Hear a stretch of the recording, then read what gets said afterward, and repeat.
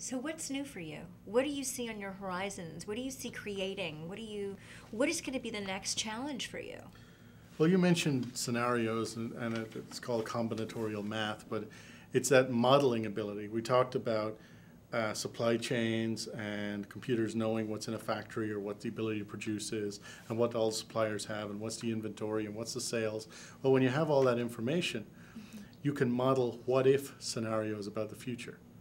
You can say, what if I split my company down to 10 companies? What if I started selling only chairs and not tables? What if I did this? What if I did that? Well, a computer can do what-if scenarios all day long, very cheaply and very quickly. And that's where it generates all the different scenarios of all the possibilities. And instead of in your head wondering what the best thing is, or trying a new business model every year, losing your own money, you can just what-if all of them and generate good simulations and models and find the one that has the highest odds of the successful outcome and do it mathematically and then go ahead and go forward with it. And when you go forward with it, it'll never be exactly the way you modeled it. Right. But again, it's the same reason you use a calculator to do your taxes. You can't do it in your head, and it's a lot safer to use a big old calculator to model your universe, generate all the outcomes, and then choose the outcome you'd like the best. It's there, why not use it? Right.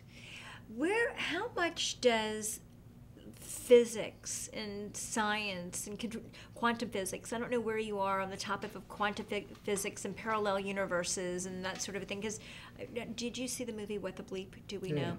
And so what are your thoughts on something like that, with being able to create new realities, and that our focus and our intention literally pulls in the parallel universe that's already existing at this time? I mean, there's quite a few views on that, on different things that brings up. Certain amount I agree with, certain amount I think might be taking it a little too far, a little too sci-fi. But when you talk about, let's start with alternative realities. So my company from the very early days started doing virtual reality research with Jonathan Waldron. And I also worked with Stephen Hawking on I applied astrophysics definitions from his Brief History of Time to artificial intelligence. And the two industries hadn't been mixed before. And it was related to his definition of the fourth dimension. In representing an environment, you have a three-dimensional snapshot of this environment we're in right here, plus the fourth dimension being time, and it takes time for things to change or move or adapt. And I applied that same thing to the artificial intelligence world and defined something called the frame problem, which had no definition prior to that. But in the virtual reality world, it's all about redefining reality. And that's not only, theory that it can be done. I've seen it done, I've experienced it, and it can absolutely be done. And it can be done on a small budget, and it's fun. And perception and reality, our brains are a very simple tool to trick. So we believe we're here right now because we can hear what each other's saying. We can see each other and see each other move in 3 dimensions. When I put my hands on the chair, my fingers feel the wood. So I can feel it, I can see it, I can hear it. It must be real. That must be the reality. So if I put a helmet on that shows me a different view from somewhere else, maybe I'm sitting at home, I put a helmet on, but I see you because you're wearing a helmet somewhere else and you see me. And I put gloves on my fingers that have chemicals on them that contract and react depending on the amount of electricity it goes through, which are available. That would press or depress on my fingers. So the computer can control that when I see a chair, I'm not really in a chair, but I see a chair, so when my hands go to this level, start contracting the gloves to make it feel like I'm pressing on something.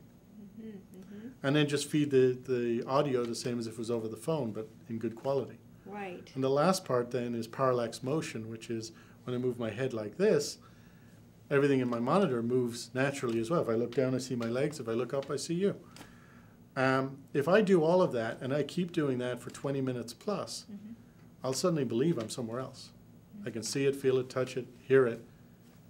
My brain thinks that's reality, which is why when you dream, you're wiring all that input into your brain without all the equipment, and that's why dreams and nightmares feel real. That's an alternate reality, and we've all experienced it. Wake up in a cold sweat, it must have been pretty real. And it's called levels of immersion. So when kids play games today, and they get more and more involved in the game, in the 3D world, and the reactions, you see them dive on their chair or move back and forth or dodge bullets or yell or scream, they believe they're in the game. At least part of them does. Right. And that's a level of immersion, how much immersed in the game they are. And that's been used to solve forms of dyslexia, cancer, and ADD, and various other forms, because you can use it to manipulate the brain directly in ways that you can't do anything short. Other than a neural operation, there's no other way to be able to do that.